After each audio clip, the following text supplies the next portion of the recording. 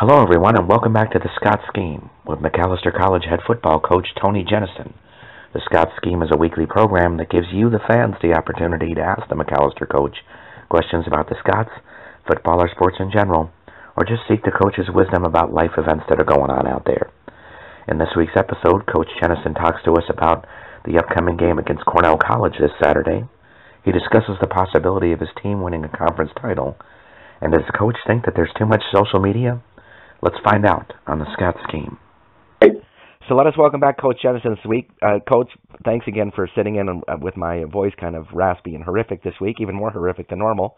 So let's begin with team updates. Yeah, by the way, you sound great, Rob. I love it. So team updates, nice win last weekend. Very happy with our performance against a really improved Beloit team.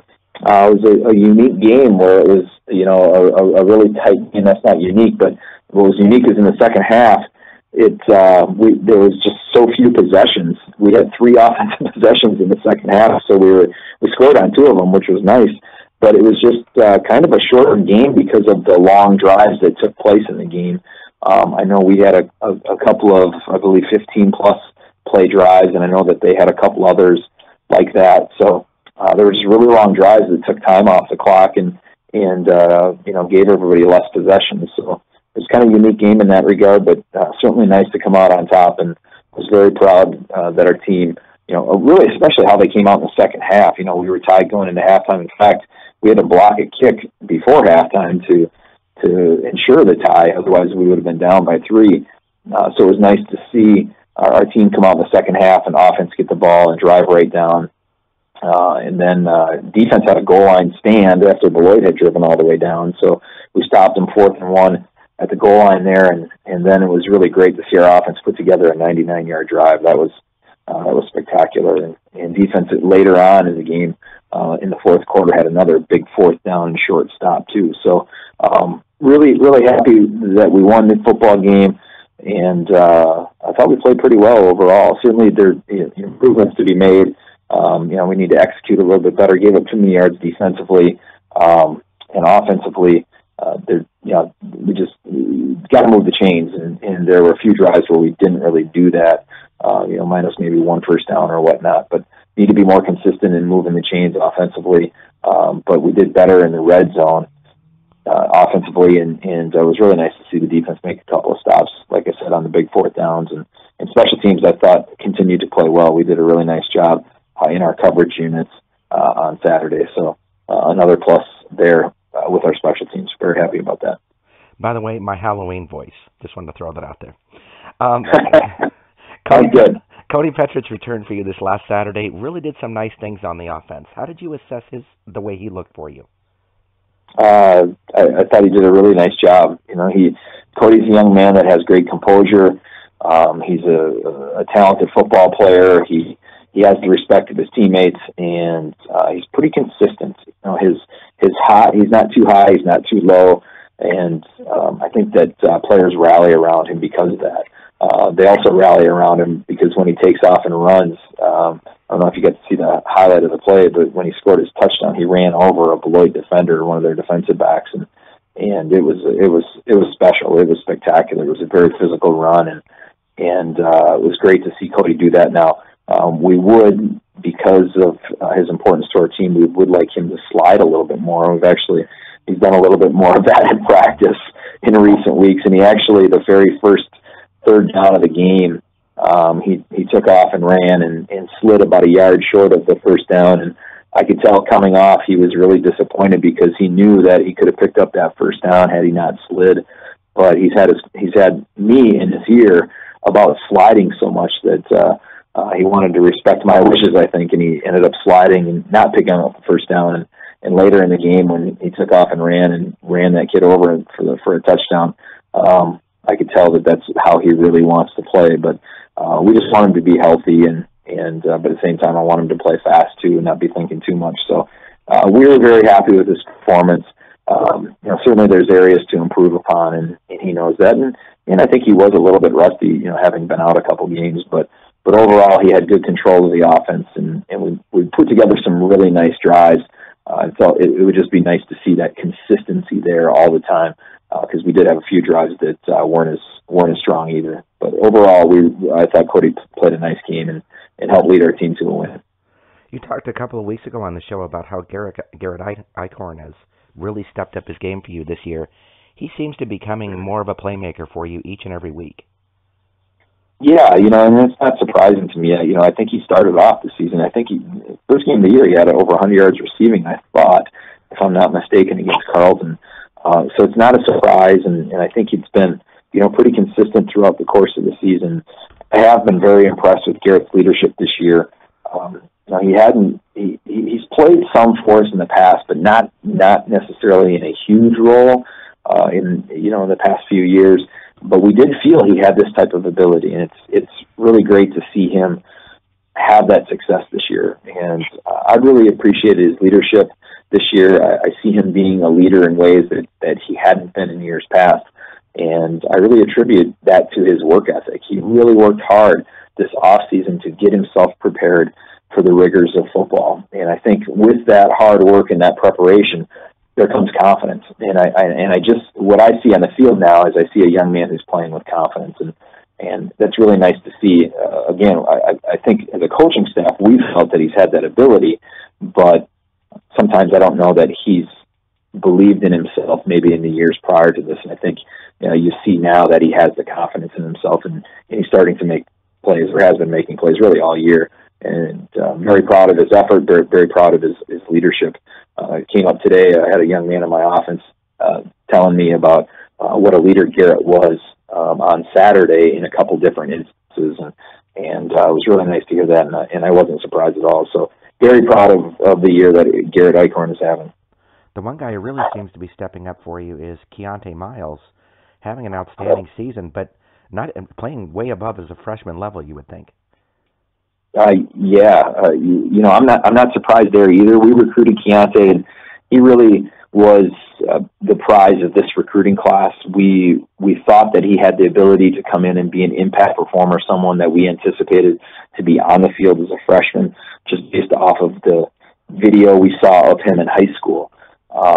Certainly when they come here, sometimes they don't learn your schemes the way you think they're going to, or maybe they struggle with the transition, or they're not doing the things you want as coaches, so you need to hold them accountable until they figure some things out. But with Kiante, we knew that I felt very confident in that he was a very exceptional person who was very serious about his academics. He loves football. We knew that he was going to be an outstanding member of our campus community, but also our football program. We know he had some really serious playmaking ability, and he hasn't disappointed at all. He's been a starter from day one at a position that we had pretty good depth at, and he's been a playmaker for us, and he's really been a rock. And I'm certainly going to. I know the conference this year has an award, a Newcomer of the Year award, and in my opinion, he's definitely got to be in the conversation for that. I really don't know about other teams and if they have freshmen that are making outstanding contributions or transfers or whatnot, but for the Fighting Scots, he's been a great player for us, and I'm not surprised. He's a very talented young man and an outstanding leader, and one of the most amazing young men I've ever coached. No question about that. But before we get off last week's Beloit game, I just wanted to give a moment here to talk about the fact of Beloit really seems to be on the upswing, especially with a small roster. Yes, they're very well coached. I met Seth Dewar, their head coach. I think this is his third year as head coach this year. And I met him when he first got hired, and he got hired the year we were joining the Midwest Conference. So he was a new coach at Beloit. We were new coming into the conference. So I think we kind of had a connection in that regard, that we were both new to the conference. And the first time I met him, I knew that they were going to have success, because you can tell he's not your typical college football coach. He's got some special qualities that I thought would make him a really good recruiter and a really good coach and a really good leader of a team. And my assessment's been right. They're a very strong team, up and coming team, and I thought they played really hard last weekend. We weren't surprised. We knew that they were a good team. We knew they had some weapons offensively, and the game really didn't surprise me. That's why I'm very proud that we won it, because I do believe they are an up-and-coming team, and they always play us tough at home. In 2014 when we won the conference championship, we were losing to them at halftime down at their place a couple of years back, and so they always play well at home. They always play hard. They always play tough, physical, and they're going to be a nightmare to deal with in the coming years. And I think there are a couple teams in our league that way, especially in the North Division, because I think Lawrence is the same type of team under Rob McCarthy's leadership. So things aren't getting any easier around here, unfortunately for us. You take on Cornell College this week, 3-4 entering the game, led by quarterback Daniel Brown. I know you've seen a lot of playmaking kind of quarterbacks that can run and throw. He looks just like one of those kind of playmakers. Yeah, he is one of those type of players. He gave us fits last year, and he's a very talented athlete. If we don't contain him, it's going to be a long day for us defensively. He's very athletic. He's got a really strong arm as well. The comparison was made the other day to Samson Bialystok from our 2014 team, that this quarterback is a little like him. Now, he's not as big as Samson. Samson was a big young man. Samson was 6'2", probably, maybe 6'3", and was very, very big. He weighed 200 pounds, 190 pounds, or whatever. So their quarterback's a little lighter than that. So he doesn't have the same type of size, but he has a strong arm like Samson, and he's really athletic like Samson was as well. So he really poses a challenge for us, and certainly we need to be able to contain him. But if you focus all your attention on their quarterback, you're going to miss some of their other playmakers. They've got some good running backs, they've got some talented receivers, and defensively they've got some playmakers as well. They've got some good size and good speed on their defense as well. So they're a good football team. They beat us last year, and we know that if we don't play our best, the same thing we'll get the same result this year. So we've had a good week of practice. I'm proud of how the young men have responded this week. It's late in the season. We're banged up. Midterms were just last week, so I think we're coming down from that. We've had a few guys in the team that have been sick this week. So it is that time of the year where you're fighting through those things, but the attitude has been strong, and the work ethic has been good this week, and I think we'll be ready to go. Let's talk about that Cornell defense for a moment. 3 guys on the team have at least 52 tackles. I think 6 have at least 40-something. This looks like a real big group of playmakers, as you were mentioning, and how do you try to slow that down a little bit? I don't know. I wish I had all the answers for you, but no, I see the same thing with their defense. They've got good size. They're athletic. They run well. They've got one safety back there, number 1, he's 6'3" and 230 some pounds, and he's fast. I mean, you don't see receivers running by him. So he's very impressive. But they've got impressive guys up front. Their linebackers are tough and physical. And I really like their cornerbacks too. Their cornerbacks are good players too. We think that their cornerbacks are maybe the strength of their defense. So I don't know what you do against them. We're going to try to keep them off balance. Try to be balanced is what we do. Run the football, pass it, throw it downfield, throw it short. Maybe mix in some screens here and there. We're just going to try to give it all to them so that they don't know what to focus on, and hopefully we can make some plays in there. Well, let us head to our fan questions this week. We first of all begin with Neil from St. Paul. He asks, if St. Norbert beats Monmouth and the Scots defeat St. Norbert, does that then fall on this tiebreaker you talked about a few weeks ago to decide the conference title if the 3 teams win all the rest of their other games? I believe it does. So we still have a shot, at least to my knowledge. But obviously we need a little help, but that's all null and void if we don't take care of business this weekend against Cornell. And I know that they're going to give us everything that we can handle. So quite honestly, I think Neil's right in his assessment of things, but we haven't really talked about it, haven't really focused on it at all, because this next one wins around here, and we need to worry about what's in front of us right now, which is Cornell, and they're a pretty good team that if we're not prepared for, they're going to make us look silly like they did last year. So we'll focus on the rest of that stuff if we get to that point. But we've got to take care of business with Cornell first. Sam coming back with a question that you had a couple of weeks ago related to that. It says, Coach, did you decide on your Halloween costume and any chance you will wear it to the college? There is no chance that I would wear a Halloween costume to the college, and I don't know what's going to happen with that just right now. I don't even know when Halloween is. I'm right now, like I said, we've got work to do on Cornell, and that's been our focus. And when Halloween comes around, is it next week? Monday. Sometime next week. Yeah, Monday. Yeah. Monday. Right. When it comes around next week, then I'm excited to go trick or treating with my kids. I know I missed it last year because we were on the road, so I'm excited that I'm going to leave, right after practice, I guess on Monday, and hustle home, quick grab a bite to eat, and head out trick or treating. So I don't know. I'll trust that my wife Anna's going to give me my costume, and we'll figure it out. I haven't dressed up before, but I did mention to the kids that when we go out trick or treating this year, that I'd like to have something on too. So with 3 little girls at home, we've got a ton of wigs around the house. So I'm sure I'll be looking like some Disney princess. And but if anybody can pull that off, it'll be me. We'll have to talk to Mrs. Jennison about getting a picture of that at some point. Let's not have that conversation. Next is Stephen from Chanhassen, who says, Coach, you need to settle the dispute. What is the best candy bar? It's a good Halloween question.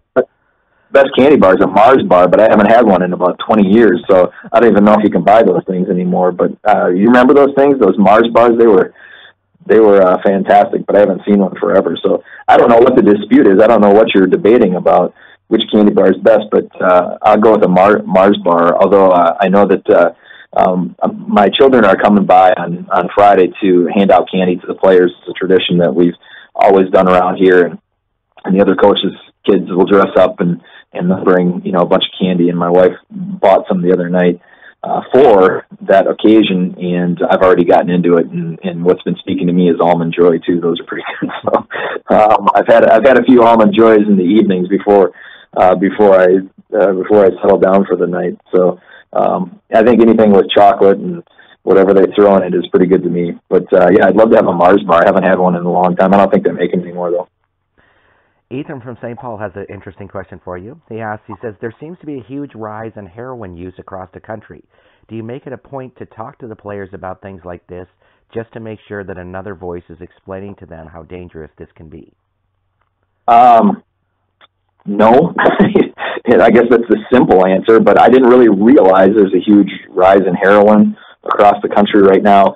I'm a football coach, and sometimes I don't think this is a positive thing, but we get so narrowed in, focused in on our season that we don't really see what's going on around us very well.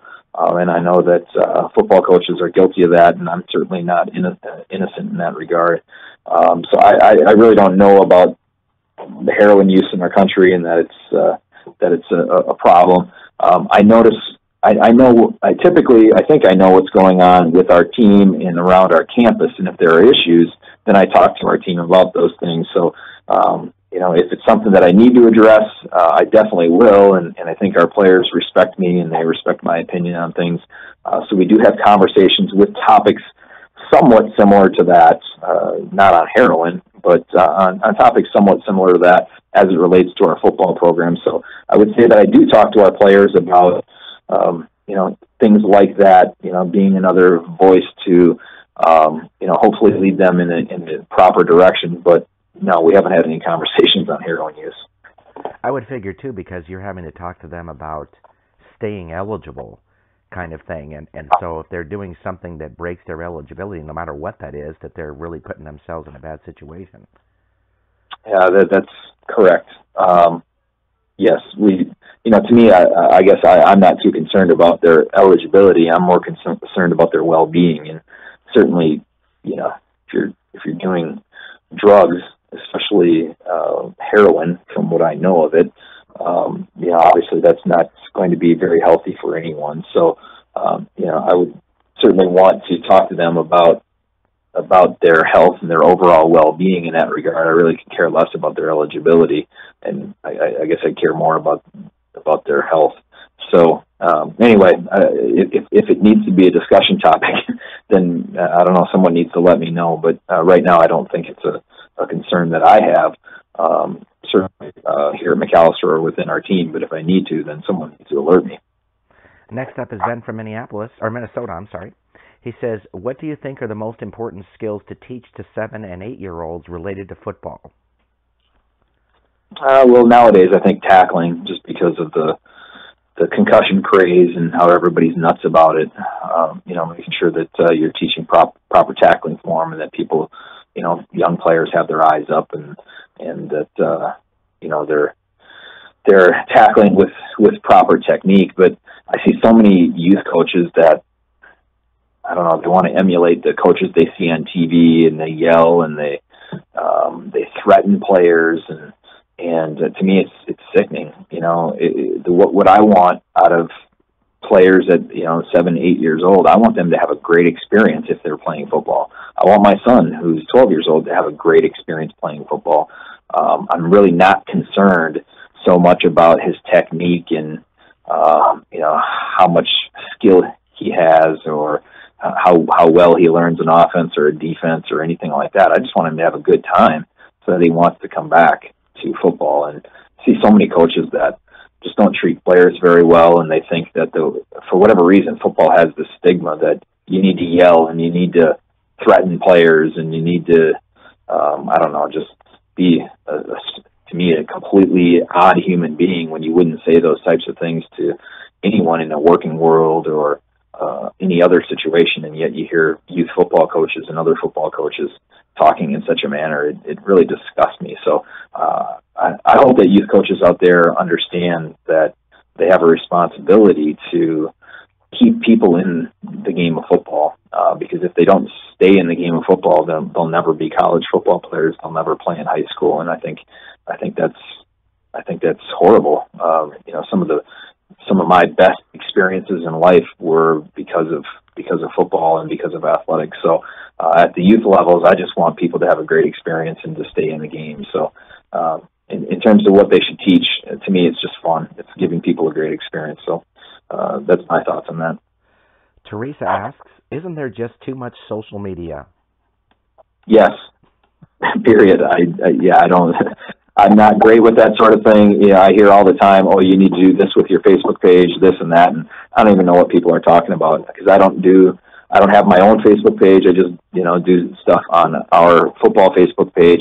But now the players and our coaches got me on Twitter last year, and so now I've got to do that, and we've got an Instagram account that one of our managers runs, and that type of thing that I haven't checked in a long time. I probably should check that, but there's too much for me, and I haven't done anything for the last couple of weeks on it, just because I'm tired of it, and we're trying to win football games, and I'm trying to lead our program in the right way. So it's been secondary to me, but I know I need to do a better job with that. But I believe there's too much social media too. I agree with Teresa. Yeah, it just seems that everybody decides that they need to tell you what they had for breakfast or whatever. I don't really get that, but yeah, I don't pay attention to it. I'm not on it, so I really don't know what everyone else is doing. I've got enough to do around here without needing to see what everybody else is up to. Well, and for our last part, why is it great to be a Fighting Scot? Because it's senior day this weekend. We've got the Cornell Rams coming into town, and again, they took it to us last year, and I remember that quite vividly, and I think some of our players do, and I think we'd like to educate them about the type of football program we are. I don't think last year we played very well in that game, and I'd like to play much better, whether we win or lose. I just want to, play hard, play physical, play tough, and respect the game, so that when people see the Fighting Scots, they know what type of team we are. And again, I don't think that happened last year. So want to play better, and it's senior day coming up, so it's exciting. It's always emotional for me, knowing the commitment that the seniors have put in for 4 years in our program, and we've an outstanding crew. There are 15 seniors that are still playing. Josh Conlon, who was forced to retire from football, is one of our senior managers. So 16 total, not to mention Grace Gunther, who's a trainer, a student athletic trainer for us as well. She's a senior as well, and she's been with our program for 4 years also. So it's always emotional for me, recognizing the contributions of these individuals, but and then also honoring them with senior day festivities. So I'm excited for it. It's great to have all their families in, and again, it should be a pretty good game. So I'm hopeful that we've got a good crowd that'll come out Saturday at 1:00 to see us play the Cornell Rams. So hope we get that good crowd. Sounds great. Well, thanks for joining us this week, Coach. Thank you, Rob. I appreciate your time. We want to thank Coach Jennison for joining us on the Scots Scheme this week. If you have your own questions you'd like to ask the Macalester coach, please send them to us at TonyJennison@minorleaguesportsupport.com. That's TonyJennison@minorleaguesportsupport.com. Please have your questions to us by Wednesday evening so we can give the coach a little time to review them before we record the show. I'm Rob Pannier, the managing editor of the Minor League Sports Report, thanking you for bearing with me this week with my cold and terrible voice, and we'll see you next time on the Scots Scheme.